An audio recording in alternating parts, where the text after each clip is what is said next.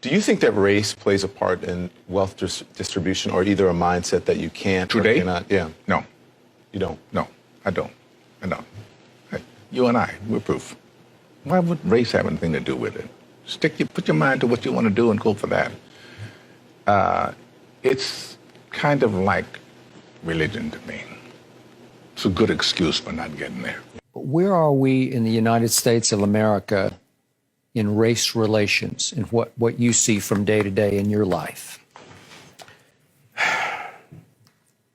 Skip, they wouldn't want to ask me that. They wouldn't want my answer to represent it because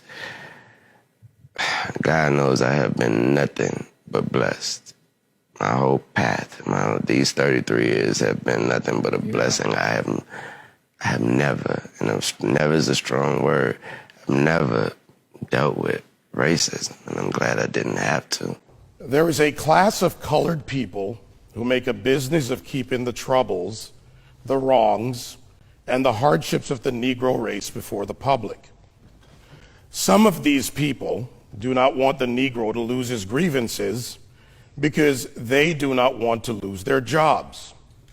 There is a certain class of race problem solvers who don't want the patient to get well. That was said by Booker T. Washington. How are we going to get rid of racism until... Stop talking about it. I'm going to stop calling you a white man. Yeah. And I'm going to ask you to stop calling me a black man. You know, it's frustrating to me that people take race and they make it personal. You know what I mean? Like we're at a loss in this generation. If you look at it in the 80s, Archie Bunker was a stark racist. Stark. If you don't know who Archie Bunker is, look him up. All in the Family, great show. You heard him. The Jeffersons, stark racist. Fred Sanford, stark racist. But you know what black people and white people did? They laughed. You watch 48 Hours with Eddie Murphy and Nick Nolte. Both of them hated each other because he was black and because he was white. You know what they did? They laughed. But I asked you what the racial breakdown was of your audience. Do you remember this? And you told me the only black face you could see in the whole audience was your makeup artist. I believe that's what you said, and she was in the front row, right? A lot of white kids love rap. Yes. Explain that. What does that say to you? What's the message of it? What's the bigger picture of it? I don't want to be bashed because I don't want to sound like I'm on the wrong if there is a side, but I thought that was clearly a message that there was no such thing as racism.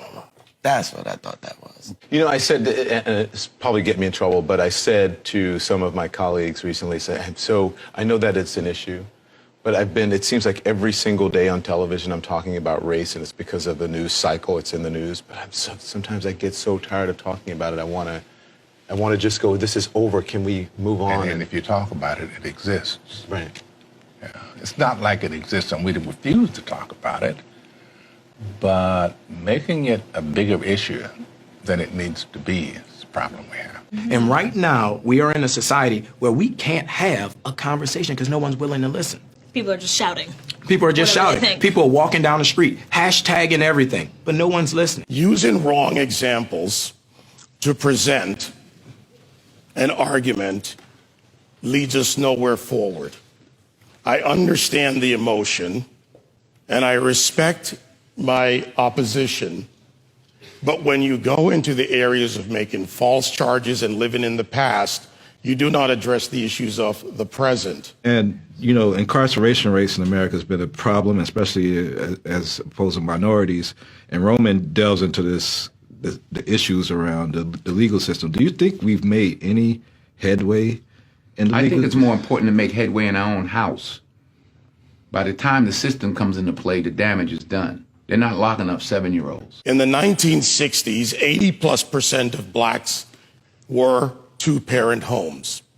Today, that is reversed completely the other way. The number one problem domestically facing this country is a breakdown of the family. And President Obama said it. I didn't. A black kid, or a kid, not just a black kid, a kid raised without a dad is 5 times more likely to be poor and commit crimes, 9 times more likely to drop out of school, and 20 times more likely to end up in jail. So you're far more likely to end up in jail without having a dad than you are because of a white racist cop. Prime example, I got pulled over by the police, come over to my window, flash his light in my face, hand on my pistol. I can handle that 2 ways. I can start yelling and screaming and tell him he a racist and he don't know me. You doing this wrong. Or I can say, yes, officer, no, officer, or we done, officer.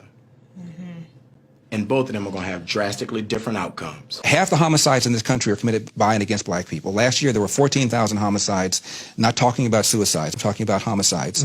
Half of them were black, 96% of them black on black of that 7,000. Where's the Black Lives Matter people on that? Black History Month, you find? Ridiculous. Why? You're going to relegate my history to a month? Oh, come on. What do you do with yours? Which month is White History Month? No, well, come on, tell me. Well, I'm Jewish. Okay, which month is Jewish History Month? There isn't one. Oh, why not? Yeah. Do you want one? No.